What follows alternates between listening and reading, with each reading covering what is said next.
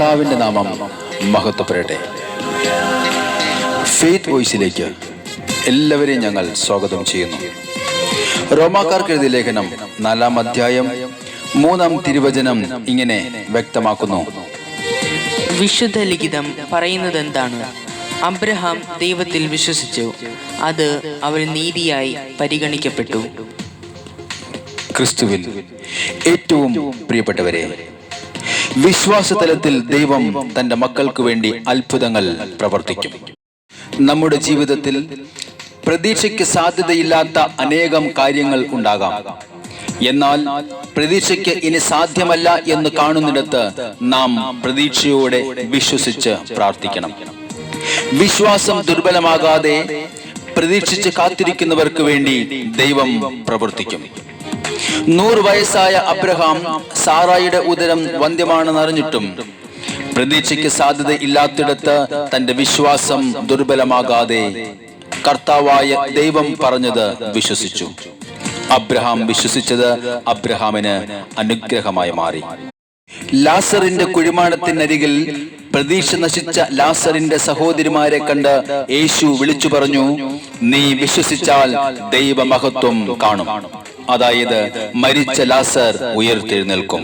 സ്നേഹമുള്ളവരെ, നമ്മുടെ ജീവിതത്തിൽ ചെറുതും വലുതുമായ എല്ലാ പ്രാർത്ഥനാ ആവശ്യങ്ങളെയും കർത്താവായ യേശുക്രിസ്തുവിന്റെ നാമത്തിൽ വിശ്വസിച്ച് സമർപ്പിച്ചാൽ നമ്മുടെ പ്രാർത്ഥനകളിൽ ദൈവമഹത്വം നമുക്ക് കാണുവാൻ സാധിക്കും. പ്രാർത്ഥനകൾക്ക് മറുപടി വൈകുകയില്ല. നമ്മുടെ കർത്താവായ യേശുവിന്റെ തിരുസന്നിധിയിൽ നമ്മുടെ സകല പ്രാർത്ഥനകൾക്കും ഉത്തരമുണ്ട്. അവിടുത്തെ സന്നിധിയിൽ യാചിക്കുന്ന ഒരുവനെയും അവിടുന്ന് വെറും കൈയോടെ പറഞ്ഞയക്കുകയില്ല. പ്രാർത്ഥനയിൽ നാം മുട്ടിയാൽ അവിടുന്ന് വാതിലുകൾ നമുക്കായി തുറക്കും. നാം ചോദിച്ചാൽ അവിടുന്ന് നമ്മെ അനുഗ്രഹിക്കും.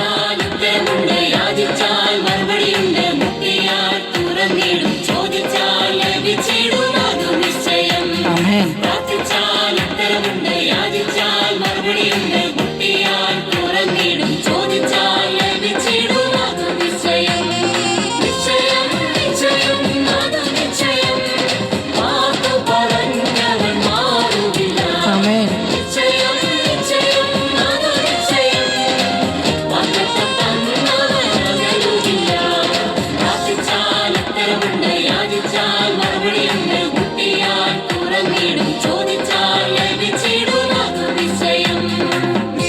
ഇന്ന് നമ്മുടെ കർത്താവായ യേശുവിനെ നാം ആരാധിച്ചാൽ നമ്മുടെ ജീവിതത്തിൽ നമുക്ക് വിടുതൽ ലഭിക്കും. കർത്താവിൽ ആശ്രയിക്കുന്നവൻ ഒരുവൻ പോലും ലജ്ജിക്കേണ്ടി വരികയില്ല. അവിടുന്ന് നമ്മെ സഹായിക്കുന്ന ദൈവം. നമുക്ക് വിശ്വാസത്തോടുകൂടി കർത്താവിനെ വിളിക്കാം. നമുക്ക് പ്രാർത്ഥിക്കാം.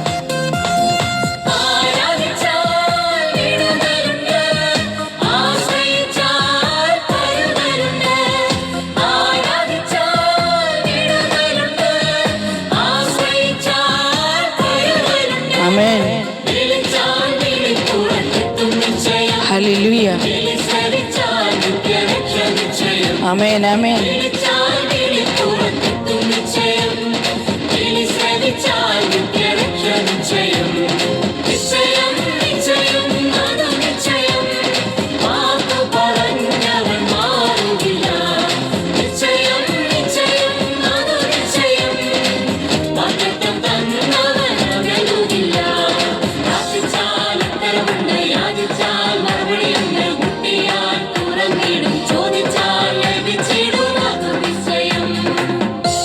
ഹൃദയം തകർന്നവർക്ക് കർത്താവ് സമീപസ്ഥനാണ്. അനുതാപത്തോടെ അവിടുത്തെ സന്നിധിയിൽ നാം കടന്നു ചെല്ലുമ്പോൾ നമുക്ക് പാപമോചനമുണ്ട്. കർത്താവിന്റെ സന്നിധിയിൽ നാം വിശ്വസിച്ച് പ്രാർത്ഥിച്ചാൽ ദൈവിക മഹത്വം നമുക്ക് ദർശിക്കുവാൻ സാധിക്കും.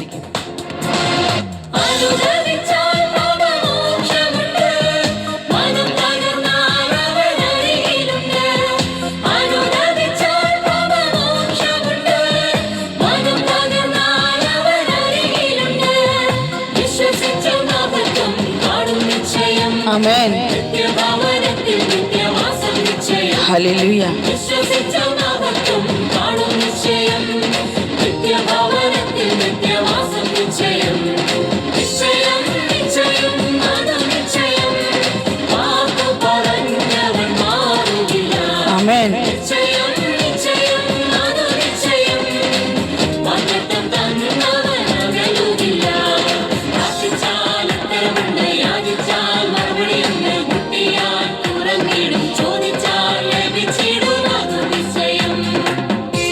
നമ്മുടെ ജീവിതത്തിലെ മാറയാകുന്ന സകല കയ്പുകളെയും കർത്താവായ യേശു മാധുര്യമുള്ളതാക്കി തീർക്കും.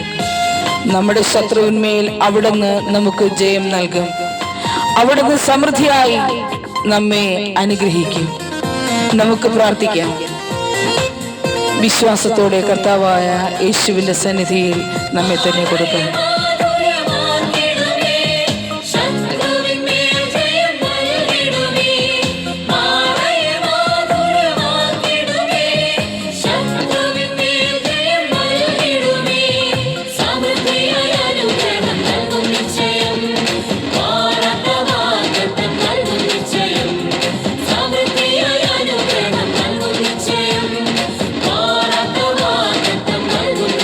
ആമേൻ.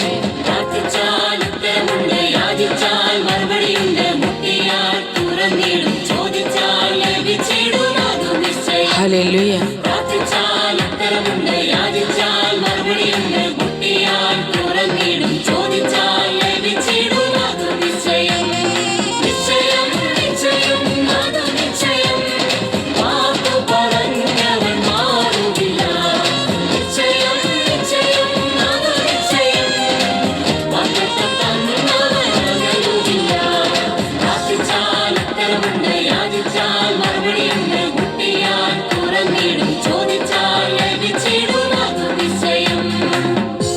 ഇന്ന് നമ്മുടെ പ്രാർത്ഥനകളിൽ കർത്താവിൻ്റെ അത്ഭുതം കടന്നു വരട്ടെ എന്നും അതുവഴി നാം അനുഗ്രഹം പ്രാപിക്കുന്നവരാകട്ടെ എന്നും കർത്താവായ യേശുക്രിസ്തുവിൻ്റെ നാമത്തിൽ ഞങ്ങൾ പ്രാർത്ഥിക്കുന്നു.